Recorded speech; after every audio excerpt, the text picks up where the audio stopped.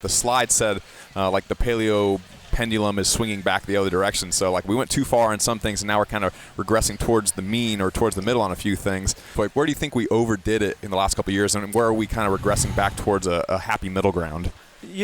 Definitely.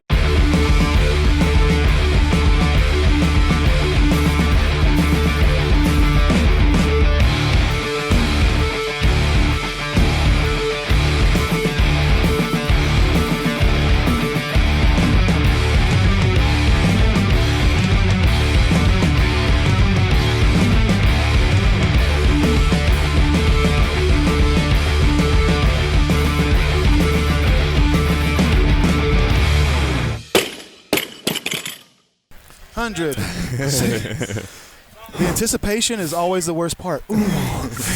Don't resist. 3, 2, 1, kickoff. Welcome to Barbell Shrugged. I'm Mike Bledsoe, Whoa. standing here with Chris Moore, Doug Larson. They're about to tear our equipment Chris apart. almost ripped all the equipment off the table. The first thing I did was first second of the show. Don't move. We have traveled to Austin, Texas for our favorite conference/convention, whatever you want to call it, every year. Paleo FX. Check it out. You're obviously not here this year. If this is news to you, so just sign up for next year. We're standing here with Robb Wolf, who last year avoided us the whole time. Yeah, I did dick. promise you you had some lame guys. excuse last year, like your family was here, will you? Kids. We learned a long time ago. Diapers. You can't bring families anywhere. No, they stayed home this time. There you go. We all learned to do that this year. Yeah. If I you hope my don't- wife doesn't watch this episode now. If you don't know who Robb Wolf is, he pretty much is responsible for making the whole paleo movement and the paleo, that word, famous. To whatever degree it sucks, that's largely That's my other people. doing. So, Yeah, I wrote the book on it. Totally my All doing. the good parts I brought in. All the bad parts, someone else takes. Rob Exactly. literally wrote the book on it. Didn't Yeah, he? it was That's a paleo true. solution, but you weren't the first one. But for some reason you were I able was to make the it greasy popular. used car salesman that maybe made it palatable. Yeah. Right. Yeah. Yeah. Who's this asshole suggesting we should eat bacon again?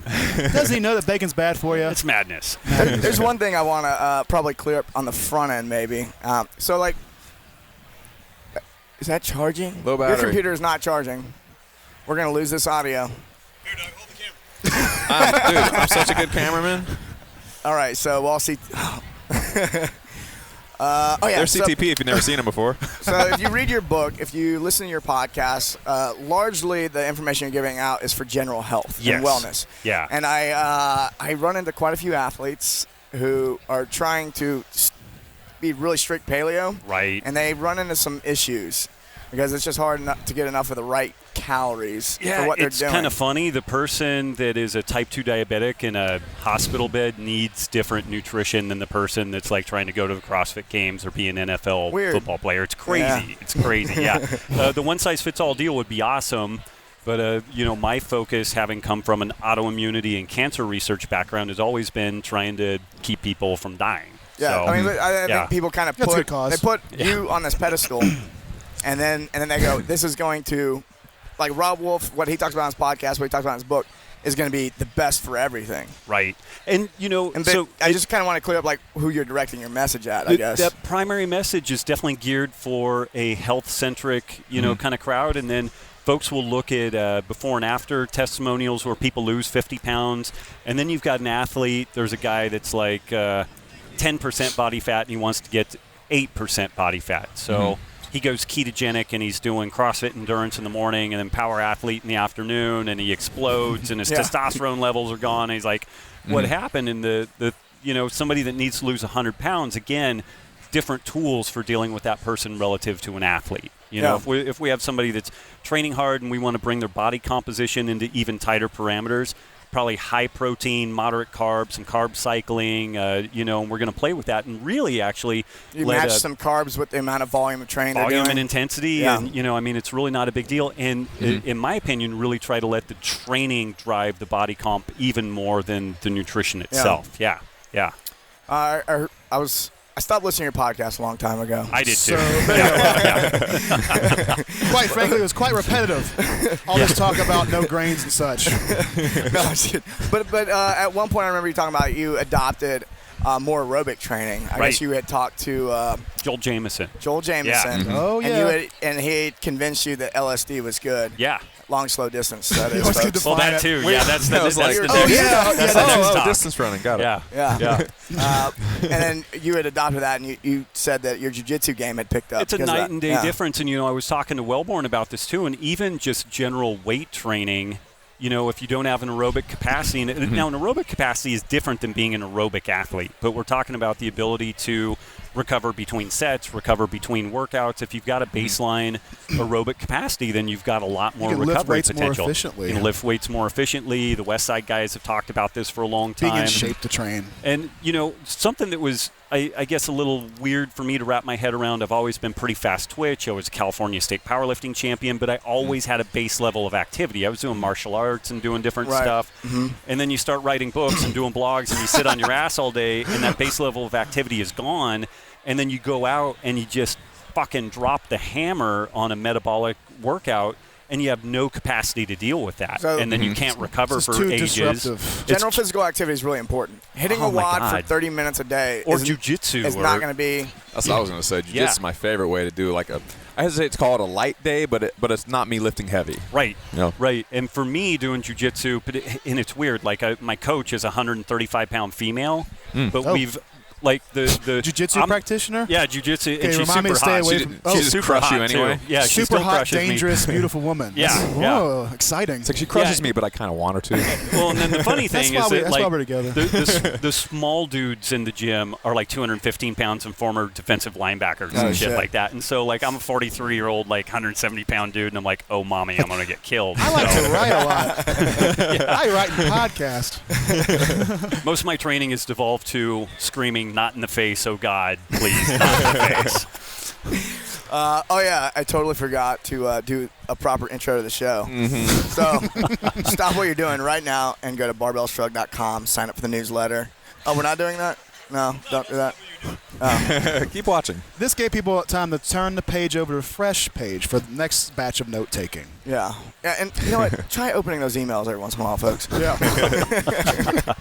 It's helpful. Rob, you compete in jiu-jitsu? I do not. I was supposed to do the Old Man Worlds this year, but I have a bit of an extreme personality type, and so what does it matter if I go win the 40 to 45-year-old blue belt division, Special Olympics World Championship? So you get like a $2 trophy. You get to put it on Instagram, Right. and everybody thinks you're the coolest guy ever And so because you won would this trophy. That would have been the net result, but the cost would have probably been a relationship with my children, my wife, Crippling my joint business, pain. and Joint everything else. pain. Yeah, crippling joint pain.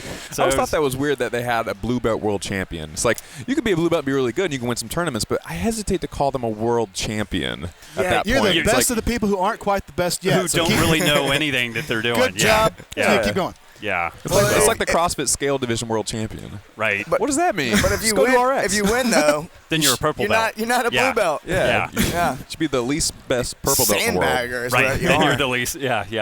Sandbagger. That's it. I'm gonna get hate mail from the whole jiu-jitsu community tomorrow. Oh yeah. Bring it on. I love jiu-jitsu. I do it all the time. Don't write me. So Rob, you're partly responsible for this show even existing. Right on. I had no idea. Yeah. So I was nerding out on your podcast for a long time, and I think we had thrown around the idea of like a podcast at one point, and I was listening to yours, and I was like, man, this dude just unloads content all the time. I was like, no, not interested. And then It's like I don't have content. It's such a snooze fest. Just talk science and No, lipids. but God. I mean, but like for guys like me, like I'm like tuned in. This is awesome. But like the average athlete, like It's a might bit have much. a hard time. It's a bit much, yeah. digesting it. Yeah. But I'd been listening. I was fascinated, and then CTP over there, he was interning for us at our gym, and he was like, "You should check out this Joe Rogan guy." Oh yeah. And I listened to Joe Rogan. I was like, "Oh, mushrooms and aliens! Right. You can do anything." This is on my a genre. podcast. Yeah. we can No, take what do I mushrooms want? and aliens and combine it with what Rob Wolf is doing. That was we Yeah, could build an something amazing. empire. that was the idea. It was like, yeah, we could do something in the And then middle. incorporate an Ayn Rand, book title That in was- your that- There's that's a theme so in yeah. there. Yeah. That's technically Yeah. true. That is true. Yeah. So yeah, thank you. That's awesome. Yeah. Thank you. I'm honored, man. Yeah. Someone else ask a question, please. That's all I wanted to say. Well, I'm just gonna make it awkward and look at you. Well, when I was wandering over here, I told everybody that a couple of folks wanted to stop, and chat for a minute. I'm like, so basically, I got the Barbell Shrugged guys, super hard last year telling them that I was going to go on the show and then never finish the job, and all their Just necks the are tip. bigger than my waist, so Just I don't the want to tip keep them got in. pissed. So, yeah. Well, this guy literally has blue balls behind the camera. I don't know how that happened. Hey, Rob, what are your top 5 tips for self-diagnosing an inguinal hernia or whatever?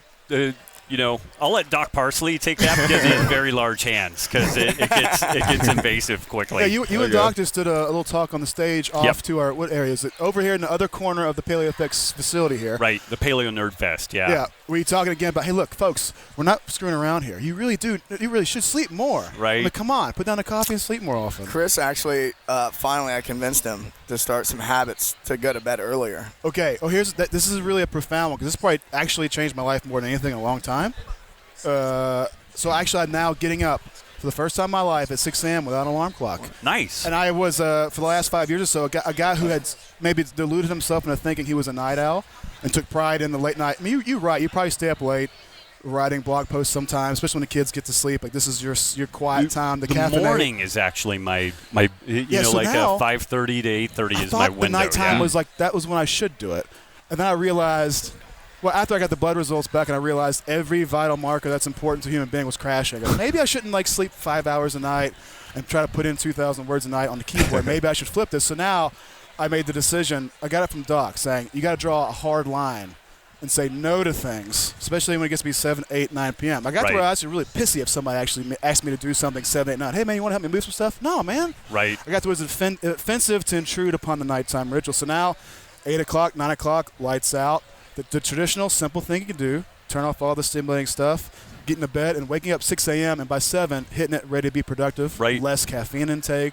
Right. Less bitchiness, which Mike will appreciate in time. Everybody loves that. Bitchy, moody PMS symptoms in the morning. Yeah. Once a week, there's a 30-minute call where I have to, talk smooth the feathers out. You know? Right. Yeah, it's the idea that you can the more you get involved in this stuff, the more you think about nutrition and training hacks and tweaks, the more you realize if you go back to the things you started with, I'm going to sleep more, I'm going to rejuvenate more, I'm going to recover more, I'm going to be easier on myself. All of a sudden, you get a new wave of adaptations. Like, I'm in my 30s now, I'm feeling as good as I did when I was in college. Right. Only because I stepped in and said no and started doing less. Yeah, I mean, it's interesting from an aging standpoint. The difference between your 20s and 30s is mainly you need to periodize, plan, and recover.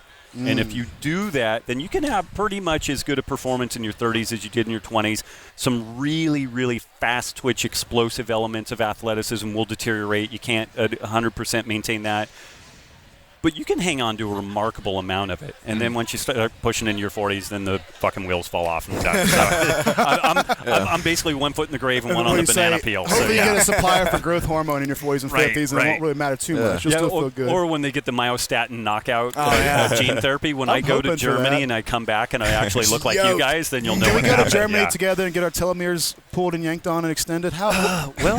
Just don't tell my wife, and we're probably good. Yeah. There's a lot of wives around here that are keeping your brother down. It's like, you want to do what substance? No, you're not doing that.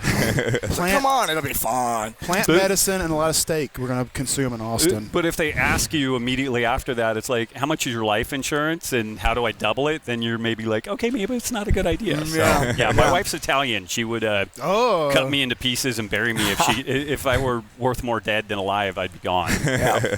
It'll disappear one day. Actually, I got a real question for you. So I saw Paleo FX, the organization, post on Instagram a picture of Mark Sisson's talk from earlier, and the slide, even though I didn't actually attend that particular talk, the slide said the Paleo pendulum is swinging back the other direction. So we went too far on some things, and now we're kind of regressing towards the mean or towards the middle on a few things. I don't even remember exactly what all the bullet points were. Were you at that talk? I was not. I was not. So I'll ask you, without referencing the slide itself, where do you think we overdid it in the last couple of years, and where are we kind of regressing back towards a happy middle ground? Definitely the carb deal, and even that's a really contentious thing. I'm on a board of directors of a medical clinic where we treat traumatic brain injury in the military with ketogenic diets.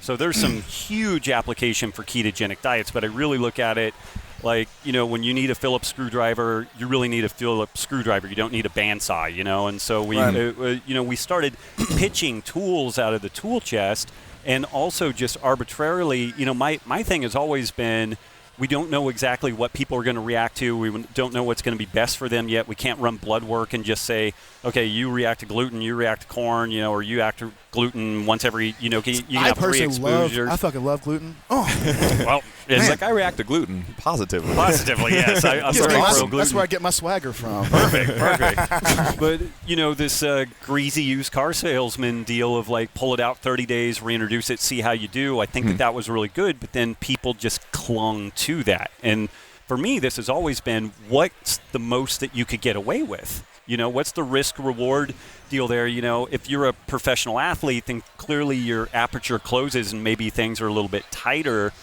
But, if you just want to live the best life you can, then to me, it's get away with as much as you possibly can. And so for me, I'm non-reactive to corn. I'm non-reactive to rice. I'm a little carb intolerant, so I have to stick that stuff post-workout and like jiu-jitsu in particular. But, so like breakfast is like some meat and veggies and a bunch of fat, and then I do some jits, and then I eat a bunch of carbs. And I do pretty well with that. So there's definitely been some tendency to just be low carb. People really want black and white answers, and I would love a world that was just black and white answers because it's way easier for me. So often now when people ask me a question, it's like, well, who are you? What are you trying to do? What's the extenuating circumstances? And it gets very nuanced, and it's not that the changes easiest too. thing. And it totally changes. You think people get too stuck on the camp once they join it, like they learn so much and invested so much learning about a certain approach.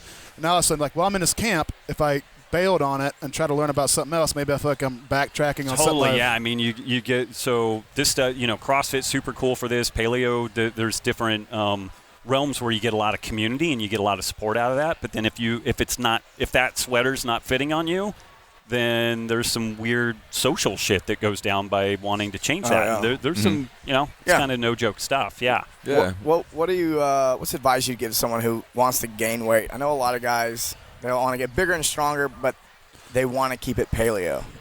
Oh man, because that's where it's really a difficult thing gets twice as difficult. Right, it does in a lot of ways. I mean, one thing is just like any carbohydrate source you have needs a ton of butter and coconut oil and all that stuff on it. But even with that, at some point, your digestive system is going to plateau out on the fat intake, and you're going to be like shitting a oil slick at that point. Yeah, I was drinking like a can of coconut milk, right? Like every morning, and it was. Yeah, it was a revolt at one point. Yeah, at some point you got to take a lot of care in how you are digesting and absorbing this calorie amount you're not just used to going taking from your mouth and swishing through the south gates, that doesn't really help your net metabolic state. So do you suggest rice and stuff like that? Rice is a great place to go in.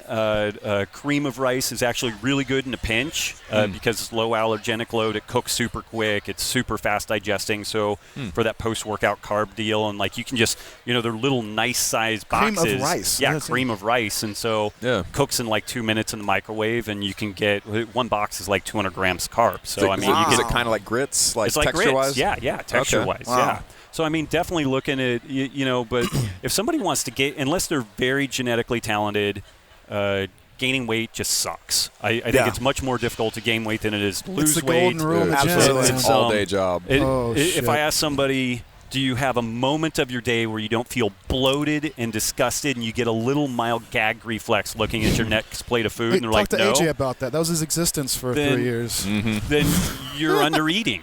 Like you're not eating enough, you know? Yeah. Yeah, people are like, I'm not hungry. I'm like, it doesn't matter. Yeah, it doesn't matter. Your job is to eat if you want to get bigger. And so I competed in powerlifting from like 165 up to 198. My normal operating weight, unfortunately, is about 172. So I'm like that's a lot. I'm dead between like the two weight classes. Like I'm too heavy for the 165. I'm too light for the 181s. But that process of getting up to 198 was just miserable. And like that's my heaviest I've ever been was 198, and that was. Yeah, took everything I had to get there. You've walked the walk, Rob. Yeah, I have, or I've stumbled the fall. But getting up to 188, I had 1 weekend of travel, a couple of missed meals, and then I was like 182 pounds again. So it was like thousands of dollars of food, and all this effort, and it's just gone. Yeah, I mean, at some point you got to question how heavily you committed to the task of gaining. Right. If you're not getting the result, then that's just the answer staring you back from the dial of the scale. Like you haven't really committed. Right. If you're still feeling happy about yourself 24 hours a day, like, I could eat more, then you should eat Right. more. Do you recommend people scale up, not just jump wholly into trying to bulk up and add up a bunch of excess calories? Is there a way you kind of ease into There's let the definitely- behaviors set in before you add too much burden? Definitely a great way to do it is to scale up. Fred Hatfield, I don't know if you guys Dr. have had Squat. him. We He's sure so do. awesome. Dude, come on. Yeah, I got an original Fred Hatfield bar in my garage. Oh, nice.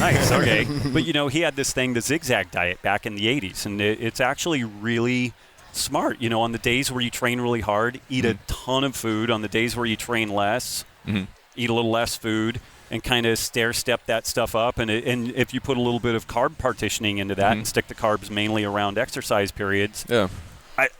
this sounds possibly ridiculous, but I think that's actually like the totality of exercise nutrition, like right Can there. He agrees with us. So one page, I really can't figure out how you slice or dice that thing any better, One I mean, page in many ways, people handle that by just having an extra workout shake or two. Exactly. So if you train twice a day, you get 2 extra very carb-heavy meals in that day, and then it's automatic carb cycling. Right, and then you could keep your background food exactly the same because you know how to plan that and stick it in Tupperware and all that stuff. I like to keep my background food the same and then just add in like a gallon of raw goat milk There you on go. top of it. Yeah. That'll make you miserable too. you have a better chance Miserable. of achieving a success in your nutritional strategy and training strategy, I guess, if you can look at your plan on paper and then you don't immediately get like a brain aneurysm, start bleeding out of the nose, trying to figure out what you were thinking How when you. complex it is. Yeah. What did this symbol mean that I wrote down, and this percentage, and this macronutrient index? Fuck, I forget what I was doing. What's really interesting in that, we're moving. We just bought a new house, so I'm rifling through all my old stuff. So I pulled out my powerlifting logs from when I was like 17 to 20. And one of the big things, I had a big note circled in there, is that I went from 3-minute rest periods between sets to 5-minute rest periods between sets. And that was a complete game changer for me. To put on weight? To put on weight and to get stronger. And so a lot of what I ended up doing, like if I, and you would do that mainly with like your core lift, squat, deadlift, bench, and maybe some of the accessory lifts, you'd have that long of a rest. And so what you did in between was some abs, some calves, some, forearms, some accessory stuff in between sit around that. and like you don't just smoke completely in sit between around. sets Yeah, or exactly. something. It's a cup of coffee and a smoke. So you're able to get some other Bulgarian stuff done. techniques. Yeah. But it's still a really long workout. Like, it's 2 hours in the gym to get this thing done, but you get all the accessory stuff done.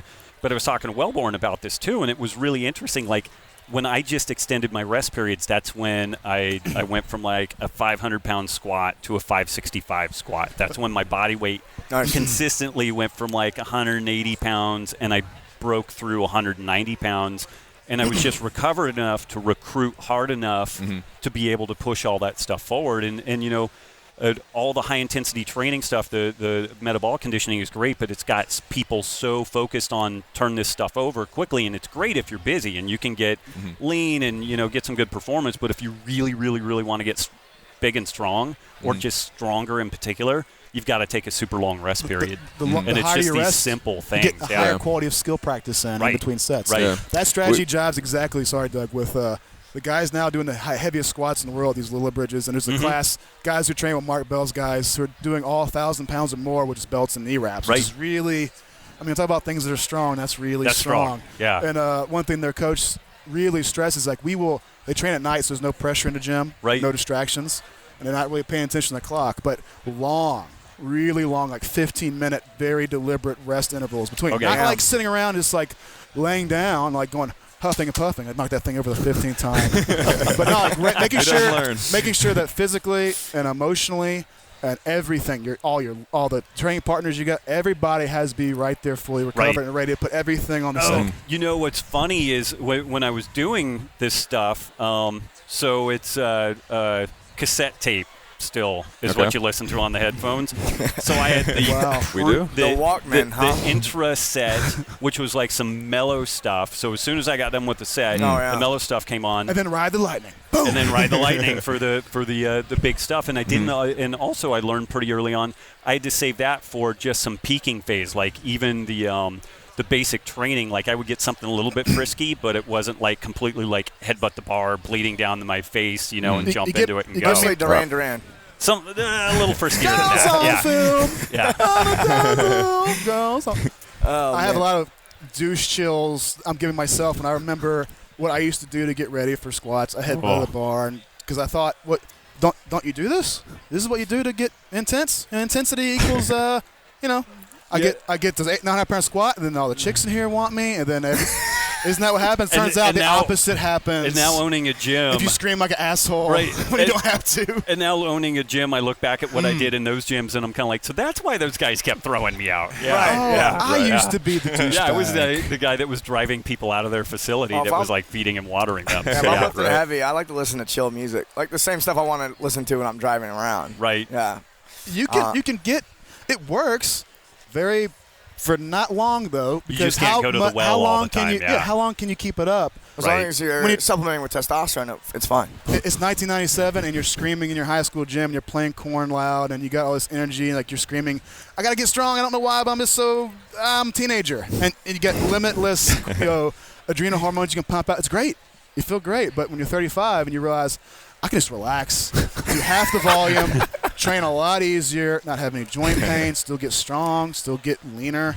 Maybe not setting the world on fire world records, but I'm happy. Right. Yeah, that's a plus. Right. Yeah, that's a novel thing. Talking about from your 20s to 30s, you can also kind of drift, no matter what you're pursuing, you can kind of drift away from what got you wanting to pursue the thing. Right. Like CrossFitters get so intense in CrossFit that pretty soon you're like, why did I start CrossFit? I thought it was fun and cool.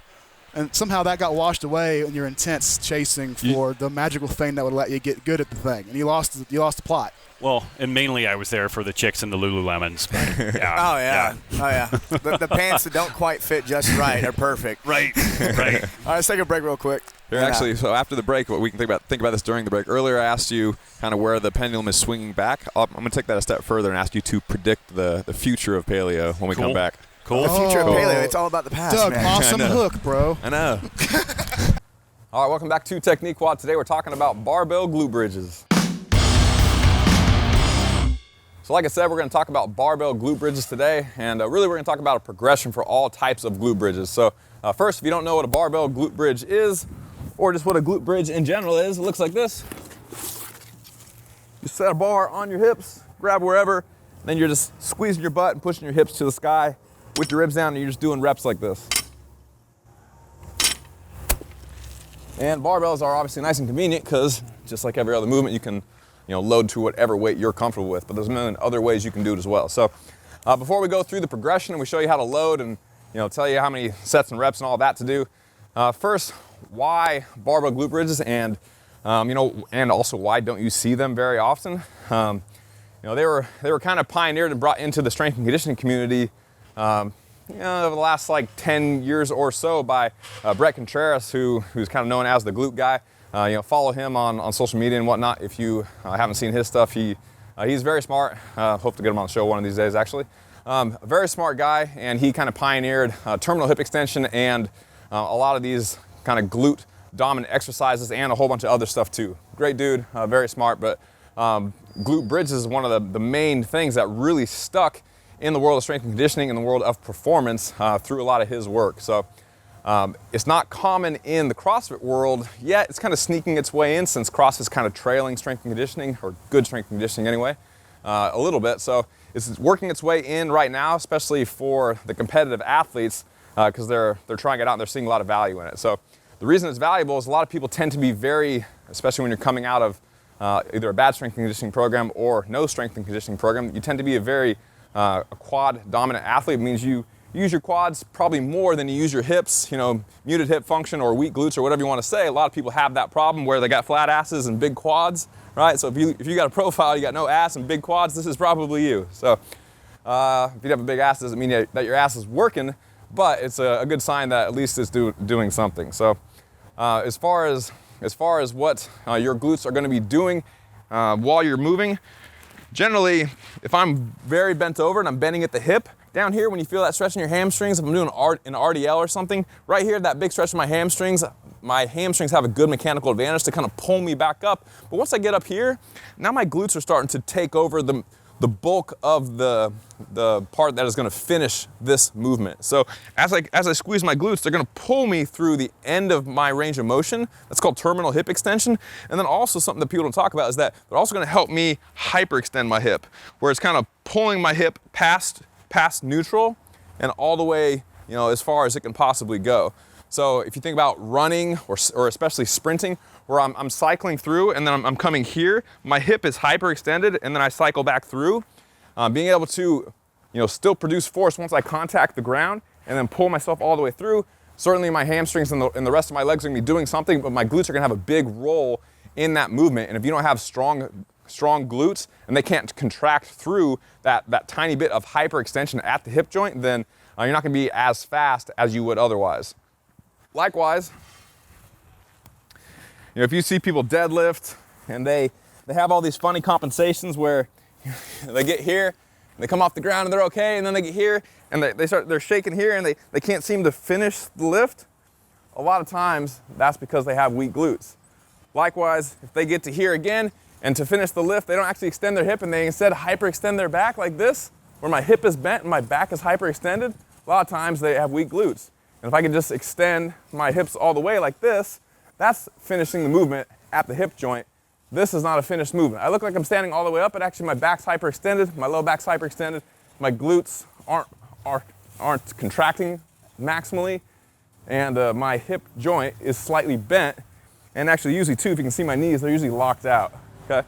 So if I can soften my knee, just make it straight rather than locked out, squeeze my glutes, pull my ribs down, pull my shoulders back. Now I'm standing all the way straight up, and I'm in a good solid position. My back's not at risk, and I have actually completed the movement. Okay? Another thing that people tend to do is, especially when deadlifting, if I stick with the same example here, is I'll stand up, maybe I get to here, and I can't finish it, and then I'll lean back and I'll slide my knees under, and I'll try and use my quads to get up, okay? That's a compensation. I'll say rather it can be a compensation for weak glutes. My stronger quads are trying to take over the movement because my glutes can't seem to do their job, where it's quads, hamstrings, glutes, adductors, where it's all the muscles, the big muscles in your legs working together to finish the movement. Glutes aren't doing the job. I'm like, well, I got strong quads, I'll let them kind of do the lift for me, okay? So the list could go on, but long story short, having strong glutes is a very important thing. On a separate kind of side note, important to not getting injured. Anytime you see somebody squat and they do this kind of knee wobble thing where their knees come in, your glutes are external rotators, right? One of their jobs is to pull your knee out by externally rotating your hip. So a lot of times, people that have this problem where they do the knee wobble, a lot of times that means that they're not getting enough activation out of their glutes. If they can strengthen their hips and the other hip external rotators, they're much more likely to keep their knees healthy, to not have their knee dive in, to not tear their ACL, to not beat up their medial meniscus, to not get patellofemoral tracking problems, and they're much more likely to have a healthier knee in the long run. So I showed you what a glute bridge looks like. We're going to walk through a short progression. In fact, I'll probably come here, it's probably easier. Walk through a short progression. The easiest thing, it's about to hop on the ground, the easiest thing is to do a short series of activation drills where you're just getting your glutes used to contracting maximally, in this fully hip extended position, okay? So I'm just gonna stand here and just squeeze my butt together. Just getting my glutes used to contracting. If you wanna, put your thumbs on it or just, kind of get a handful, you can do that too. Just make sure that your glutes are contracting all the way. If I have very short hip flexors or I'm tight, kind of anywhere in this range, then I might not be able to get full length out of the front side here, and that pulled together is going to bend my hip like that.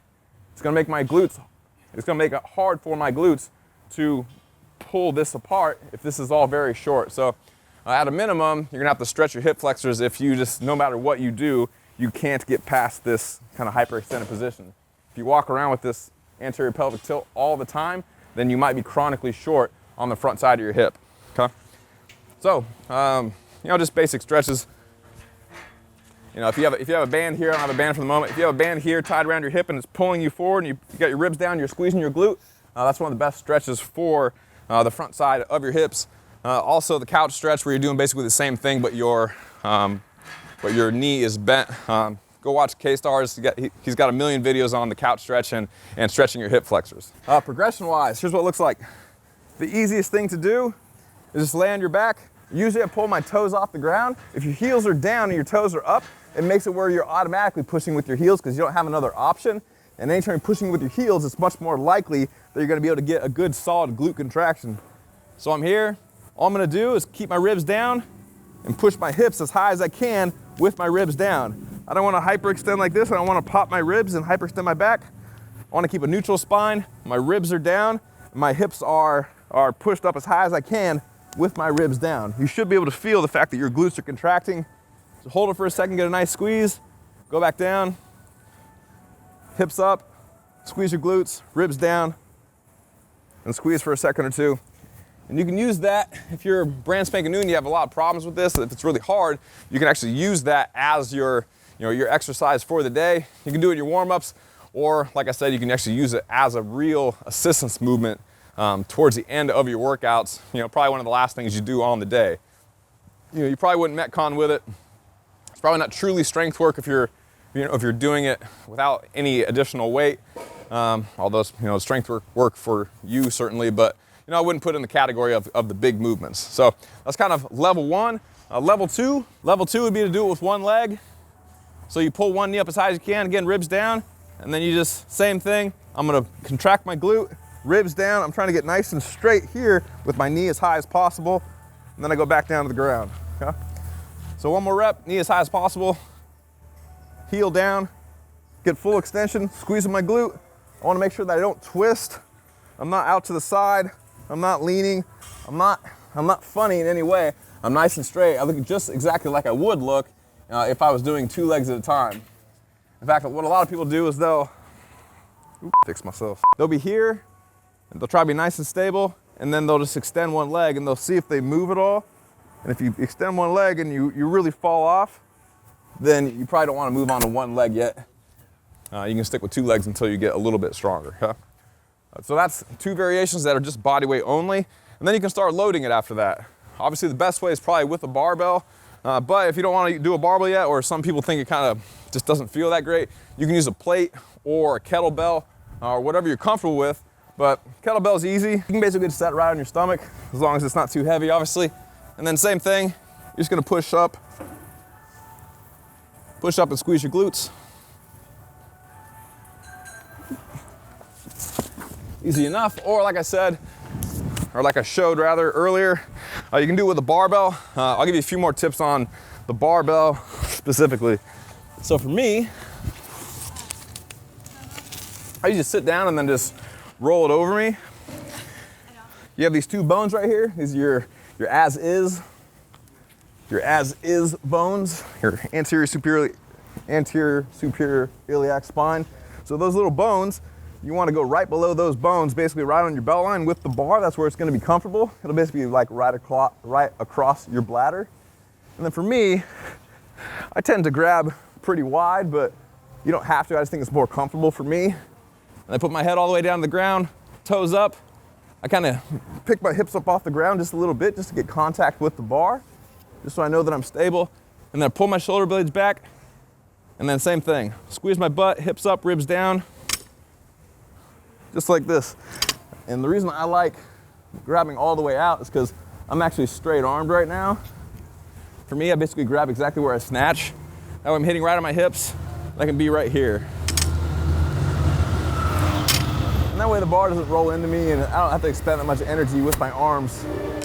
And chances are it wouldn't roll into you anyway, but that seems to be what's most comfortable for me. So you're welcome to try that. As far as how much to do of glute bridges, there's no magic number to it, but for the most part, it's an assistance movement. You'll probably do it towards the end of your workouts, or at least towards the end of your strength session. So, standard, 2 to 4 sets, 8 to 20 reps, something like that would be totally fine. Moving to failure would be totally fine, as long as you're not doing a whole lot of stuff right afterward where number one, that you're gonna have problems. If you're gonna go do a bunch of front squats and a Metcon afterward, and you know that your knees always wobble in, then you probably don't wanna fry your glutes right before you go do that Metcon where you're gonna be fatigued with already pre-exhausted glutes. That's not a very good idea. So if you have trouble with this, do some glute activation in your warm-up, do some glute strengthening towards the end of your workout, and then along with that, as your glutes get stronger, obviously, try to focus more on getting a very strong glute contraction on your primary movements like your deadlifts, your front squats, your back squats, your box squats, et cetera, et cetera. That way you can get good at this newfound strength, when it matters on the movements that you're going to do, in a competition or just where you're trying to set a PR on anything that matters to you. One last final point, if you're a person that has knee trouble or even back trouble, or maybe you break a toe or you sprain an ankle or something like that, this is also a great movement to do to make sure that you're still getting a lot of quality work done for your hips while you're rehabbing something that has given you trouble. Knees are probably the most common. If your back's a little achy, you probably could do this depending on what's wrong with your back.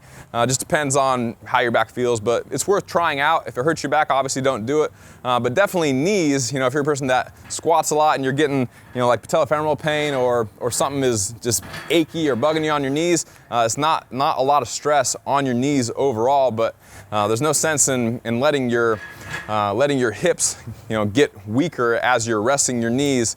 So it's a good way to stay in the game while you're healing up. That's it for glute bridges for today. If you have any questions for us, you can always go to barbellshrugged.com. In the bottom right corner, there's a little questions box. You're welcome to fill that out, or you can always email help@barbellshrugged.com. Or if you just want to kind of have a conversation, we're always available on Facebook. Just go to our Facebook wall, post a question. We can answer. Other fans from the show can answer as well.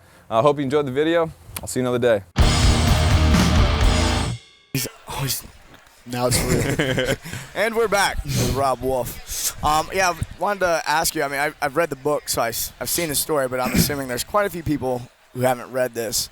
But what got you into the whole paleo thing anyway? And you came from, a vegan background? Yeah, so both my parents were super sick. Both parents had autoimmune diseases, type 2 diabetes, and I had this sneaky suspicion that if you ate a little better that you might not die in your 50s from metabolic issues. And so I've always been playing with nutrition. I was an athlete, and so I wanted to, optimize performance and everything. And so I graduated high school in '90, and I think the food so the 4 food groups gave way to the food pyramid in 1987. So that was kind of right in the shift. And then the avant-garde kind of thing, particularly on college campuses, and is still probably true today, is becoming vegetarian. That's where hot hippie chicks hang out, and so you start heading that direction. Identify with what you're talking about. Yeah. Hot hippie chicks. Hot hippie chicks. I love them. It's a rarefied taste. It's kind of like pickled duck eggs or something. Not everybody's into them. Rob, isn't this tofu scramble good? It is good, honey. It's amazing. It's and so good. You're pretty good in the sack too. So. I got a buddy who's like, I was vegan for 7 years. I did it all. He completely admits it's for the chicks. Well, if you lift weights and you're in the vegan community and you're a guy, then you're just immediately top of the food chain no matter what. Even I am. So yeah. But the wacky thing with this is, I shifted from kind of a classic bodybuilder, high protein, higher carb, but a pretty mixed diet, to low protein, low fat, high carb, grains, legume, based diet. Started developing all kinds of GI issues, and I just, when you become religiously wed to an eating paradigm, then any paradigm, then you can have some problems when you start getting feedback that's like, this isn't working, and the not working for me. I was still eating 4,000 calories a day. I was still trying to train the way that I had historically trained, and I was losing weight like crazy. And when I finally got things together, I had ulcerative colitis so bad they wanted to do surgery, and I weighed 135 pounds. So it was wasting disease. The food would go in, it would go out. Lots of people do well on those types of foods. Didn't work well for me. Started doing some research, found Lauren Cordain's work, which at that point he had 3 papers. It's Colorado State, is it? Yeah, Colorado State. And, one of the papers was cereal grains, mankind's double-edged sword, and it talked about GI issues and the anti-predation chemicals that are found in grains because it's the reproductive structure of the grain, and just started making plants sense. Can't run from their predators. Plants can't run from their predators, so they use thorns and poison and different stuff like that. And I went to Whole Foods and got a rack of ribs and got some salad and fruit and ate that, and the next day I felt better. So, yeah. Nice. And then it's just been off and running from there. You didn't have to ease back into the meat? There was no easing back in for me. I think my body was so starved of nutrients that it was just just sucked it right in. I guess for a while there must have been a buffer too, where you were getting by just fine. All of a sudden now you couldn't keep up. Right. And moving to Seattle starting a graduate program, living in a basement apartment, so like social stuff, vitamin D, photo period, like there was a ton of things then, like I just looked at food, but looking back now, I had a bunch of other things broken. So now let's say that grunge lifestyle, right? Yeah, exactly. Grunge lifestyle, yeah, the dude. original grunge, and it's not surprising that Kurt Cobain shot himself because I was totally there. But let's say I had been vegan and I moved to Arizona, and I had sun, and I had like a better community and all that stuff. I might have been able to ride that out. It might have worked for me, but the low vitamin D, that super sleep-deprived environment, the screwy photo period, it was all of those things going together. And for a long time, I just said it was just the food, and clearly the food was a piece of it, but there was a lot of other stuff going on too. Yeah. It's not a smooth, gradual noticing of the bad habits and the toll they take. All of a sudden you wake up and you realize, oh, I'm fucking broken. Right. Like, right. oh, man. Particularly when you're young, because you're resilient and you can really bounce back from a lot. When you get older, then just trying to do the right stuff still fucks you up. Well, you realize how much you got away with. Right. As you age, you go, oh, I thought I was doing really good things. But you look back and you're like, I was just doing stupid shit. And I got away with it because I was 25. Right. Yeah. And it's okay as long as you go back and discover what you got away with, and you tell people what they're thinking they're going to get away with, but why, in fact, they won't. Right. Right. Yeah. And hopefully they listen, but they probably won't because I never listen. I feel like there's a big chunk of the population that doesn't listen to their body. Like they think they're doing it right. They've read the right thing to do, and even if they're having a totally negative reaction to something, they're still doing it right. And so they'll continue to go down the wrong path, even though they're not responding positively at all. And so heuristics, simple descriptions of like kind of complex scenarios or systems, those things are really valuable for conveying information, but they're also perfect for being turned into a religious fanaticism. And so, heuristics or simple descriptions like paleo or veganism or anything, they're great because you can convey a story with a little bit of time and it has an emotive element to it and people can buy into that. But then if that thing's not working, then people are emotionally wed to it. Right. And our emotional part of our brain supersedes the logical part of our brain. That's what drives sex and food seeking and everything else. And so you've got a more ancient, powerful part of your brain that's driving that stuff, and that's what you're attacking. And it wins every time. It's good to have a model to hang your ideas on, but if it's not working, you got to change your model. You've got to change your model, but it's funny. We're funny monkeys, man, and so funny monkeys. Go buy that website. Funnymonkeys.com. If that one's available, I'd be shocked. Like somebody probably someone's grabbed got it a long time and there's ago. something awesome on there, by the way. I don't know what it is. So the heuristic thing is just interesting. It's how we convey complex stories quickly, but it's also the thing that people will totally sink their teeth into and not let go of even so there's people will catch monkeys. They put a piece of fruit in a jar, tie the jar to a tree. Monkey puts his hand in there, can't get his fist out, and that's us. Right. we get attached to whack him on the head, monkey soup. That's right. All right, so right before the break, I asked you a question about kind of what the future of the paleo world was. What's the next level? Where are we going in the next 2, 3, 4 years? We're bringing legumes back? Well, hopefully, yeah. Particularly if you tolerate it, then it's always been my hope that people play with as much latitude as they can. For me personally, I'm really trying to champion this diversified food production and resilient food and medical system. So I've been working on. What is that? Yeah. So in Reno, we did a 2-year pilot study with the Reno Police, Reno Fire. Found guys at high risk for type 2 diabetes and cardiovascular disease, put them on a paleo diet, modified their sleep, got them exercising as best we could. Based off the cardiometabolic changes on that study, it saved the city of Reno $22 million with a 33-to-1 return on investment. Wow. Doing good. So pretty good, Man, and we've been working awesome. to scale that up and do a direct-to-consumer Plus interface these guys with get to eat bacon again. Then people get to eat bacon again. Oh. And is that the key, though? You have to show that it's financially profitable for the government in a certain area for a situation like that? It's funny. We've adopted a lot of things that have clearly been demonstrated not be financially viable, but they adopt it. But it certainly raises some eyebrows, and so we've presented to the DOJ. We've been back to the FBI 6 times at Quantico. We're working with the ATF. We actually have an Army contract. We have a number of police and fire contracts from different municipalities. So that stuff's going well, and we're working to scale that and have a direct-to-consumer piece to that. But in the background of all that, in addition to this kind of medical wellness piece, is a food production story that I'm just super passionate about. And I really like if I'm in this thing another 15 years, it's going to be pushing this sustainable food story, Alan Savory, reversing desertification, Right. and That is a scary topic. yeah, it's I'm a not crazy familiar deal. with what is that? So Alan Savory is a guy from Zimbabwe. He was a leader of the country. He's been involved in game management. And, desertification is an area where you have, like we have a picture of Nicaragua, I think, behind us where it's all jungle and green. I think it's supposed to be Colombia. Or maybe it's Colombia. And, Someplace where coffee grows. Someplace where coffee grows Very and other romantic green stuff view of- grows. I'm yeah. from Reno, so there's nothing green there. It's just all brown. So, but, these areas at one time were jungle. And then there was slash and burn, and then there's been different livestock integration in there, but it was done in a way that just really damaged the soil, and the soil goes away, and then the plants go away, and then it becomes a desert. And what he figured out through some really... And we've done this over and over again And throughout we've done- history. yeah, yeah. You look at a desert and you go, well, that used to be green. That used to be green. Why? The And it's fer- probably Is there some one theory modern about agriculture is Egypt? a problem. Is there one Yeah. theory about Egypt being a victim of this The Fertile process? Crescent. Yeah. Perfect example.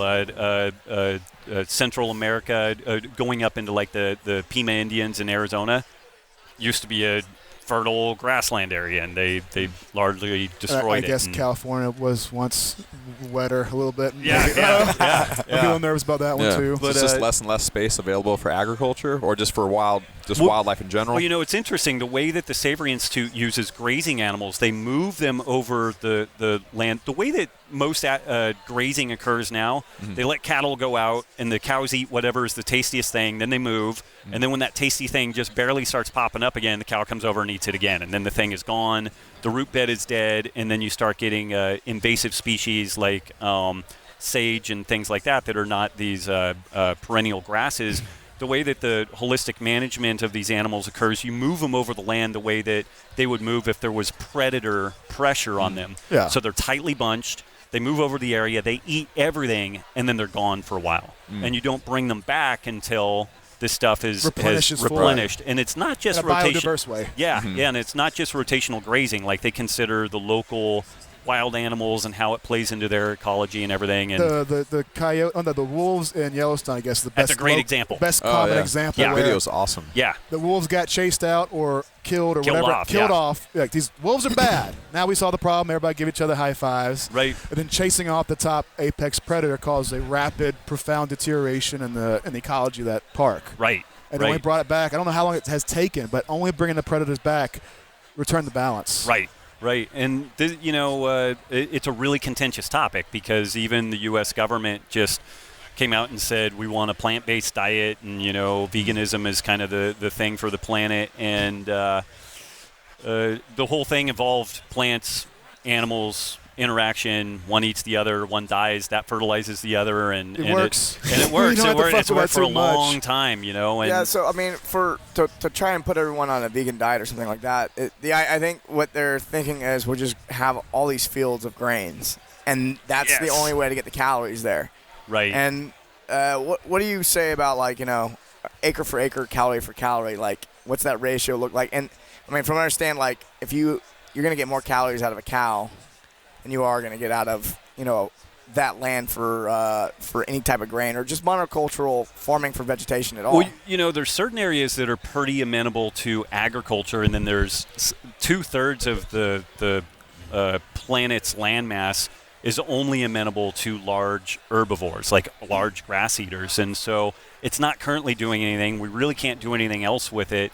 And there used to be a bison herd that extended from almost the Arctic Circle to Mexico. Yeah. And it Wow. just kind of bounced back and forth between the Rockies and like the Mississippi River kind of gig. And so I think emulating some elements of that. And it's if I thought that pushing paleo was a uphill battle and like telling people the saturated fat maybe wouldn't make their penis fall off, then that was easy compared to getting people, one, excited, and then two, educated about this other topic. So like I even put you guys to sleep, and you guys are standing in the bulletproof coffee fucking stand. We recognize how Yeah, important yeah. it is. What do you think about like the corn subsidies? You think that's like The subsidies are the driver root of the of the whole thing. problem? The subsidies right? are Because economics is usually what drives Yeah. decision making, and in the beginning of something. 1970s, and this gets, all kinds of like Murray Roth brand, Trilateral Commission, crazy shit. But the crazier the better, Rob. I want to hear perfect. it. 1970s, we went off the gold standard, which allowed us the Fed to start printing money and doing stuff, and so we could run crazy deficits. And then because we were in the Cold War, wanted to solidify our food production. So we started subsidizing farmers measure our to make dicks against lots of Soviet food. Union's dicks. Exactly. And it's like, hey, we can make more food than you guys do. And we had a couple of years where we had tons of excess food, and it just rotted in warehouses.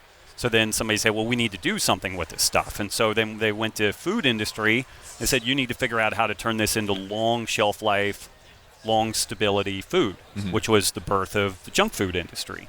And so now, you have corn a Twinkie. syrup and whatnot. Corn syrup and all the rest of this stuff. And so now a Twinkie looks theoretically cheaper than an apple, but the real costs are hidden within the taxes that are bled out of us and then put into farm subsidies and all that stuff. So that's the scary part is the costs aren't removed. They come back on the back end in the form of the healthcare system. And then the healthcare, yeah. So people were super sick. We're on, so exponential growth should with be, that. Like if you were to let the free, it should be like $600. If the free market, the free market was doing what it's supposed to be doing, like in my America, Twinkies are wholesome and homemade by your grandma. They're delicious and fresh. They'll spoil in 2 days instead of fucking like 10 years. Well, people say eating paleo is expensive, but the only reason it might be more expensive is because of the subsidies. It's totally shifted the cost of food in the grocery store. And even that said, Diana Rogers did a pretty cool breakdown. I wrote a piece, Paleo was expensive, and I kind of did a breakdown of that stuff. But Diana Rogers did a cool thing where she compared like grass-fed meat versus a Snickers bar, and the grass-fed meat was cheaper per calorie. Oh wow! So it's interesting. So and then when you start getting into like the liquid beverages, like frappuccinos and stuff like that shit's really expensive. It's more expensive than gasoline per gallon and whatnot. So it's. You think anybody who might say I could do that, but I can't afford it, is almost certainly victim of some hidden costs in their lifestyle. That person probably still is. Yeah. Got HBO Go and an iPhone, and they got like $100 going here and there for all the things that they. What? That stuff I need, right? I need the highest speed internet and. Yeah, and I make pretty good money, but I've got a car I bought in 2006 with cash. I have a nice house, but I could have bought a ton more house, but I bought enough house. You got that paleo money now, son. Well, you have a gold-plated mansion. I do, but I can do shit. Like I have elective time, and I choose to spend my time how I want to, and I'm not tied into having a bunch of shit that I need to do payments on. I don't have a single fucking payment anywhere. We'll pay for my daughter's education without doing payments, and I'm lucky. I've worked really hard. Like there's some great things that have synergized there, but there's a lot of people that complain about not having enough money, and they've got new shoes all the time. They've got a super jiggy iPhone and all the rest of it. It's just ask bullshit. them where your priorities are? Yeah. I mean, the paleo thing's not just nutrition; it's lifestyle, and part of that lifestyle is not working 10 hours a day in a cubicle. Yeah, it was really interesting running a gym during the run-up to the real estate bubble, because we had a lot of clients that were very, very wealthy. At that time, we were only a personal training gym, so people were paying us $500 a month to come in and have me babysit them during this thing, and they were really wonderful people, but we saw people who were miserable making tons of money. They were really miserable when things crashed, but then there was actually kind of a reset where they didn't have all the shit. They didn't have all the stress. They weren't trying to keep up with the Joneses, and they actually went from being miserable fuckers to be around to pretty nice people. Yeah. But chapter 6 of my book was like the lifestyle and cortisol piece, and it's consistently like the most popular, moving, meaningful chapter for people, because it's kind of like, do you own your shit or does your shit own you? You know? And where would you start to somebody get their head around their shit? I don't know. I mean, like in the early days of me training people, they would come to me with problems, and I'm thinking this person needs to quit their job, but it's not my place to tell them that. Right. And as more time's gone on, I'm like super straightforward. You can't start with that. I'm really straightforward. I was like, your job is killing you. It's like, if you think that you can go still work that job and be healthy, you're fooling yourself. Right. You have to quit. Right. That's it. You should change jobs or start your own thing or something. And that's a big scary thing for somebody to look at on paper. Go, this is what I need to do, because now you're talking about a lot of emotional barriers. Well, they feel like it's untouchable. It's like oh, that's an untouchable. And they've subject. invested years in this thing. They're sort of investment. How it gets harder and harder to let go of the monkey trap. If you've got 10 years in that career, you're like, well, I got to start over. Like, even if your health is deteriorating, you had that fear of starting over. Even though you're technically not, you're just going to leverage this experience to be better. That's not how you see it sometimes. Sunk costs throwing good money after bad, like it happens on a lot of different levels. Yeah. You find yourself in a hole, stop digging. Isn't that a really common thing that people during a recession tend to take better care of their health than when there's not a recession? You know, I don't know if they take better care of their health, but they end up doing more physical labor. Food's more expensive, money's more scarce, and so they end up kind of getting shoehorned into some things. You don't leave the lights on as long. You maybe don't have it, back before electricity. You turn the candles off because you need to save them for the next day, so you went to bed earlier. Right. So I think kind of baked in the cake, you end up doing some stuff that ironically is actually a lot healthier. I've heard that gym memberships actually increase during recession. That was an interesting thing. Things is in preparation. I saw that the reported. zombie apocalypse is coming up. I better get my bench up. Well, I think it's I think what it is it's something they can control. The economy takes a shit, and then people go, I can't control this. What can I control? And they go, well, I can control my health. Right. And they go, aha. Right. And for $20 a month. Searching for stability, yeah. And $20 a month, you go to the gym, you see some of the same faces, and there's kind of a reality. If you physically look better, the chances of getting a job is better. So, there's pieces to that, too. There's nothing wrong with bust parts of the cycle, right? We have to strip things away. Absolutely. And that's probably a good strategy in business and training, everything. Like, you assume so much is necessary after you've been doing it a while. But like I said, you've now changed a bunch. What you want to achieve has changed a bunch.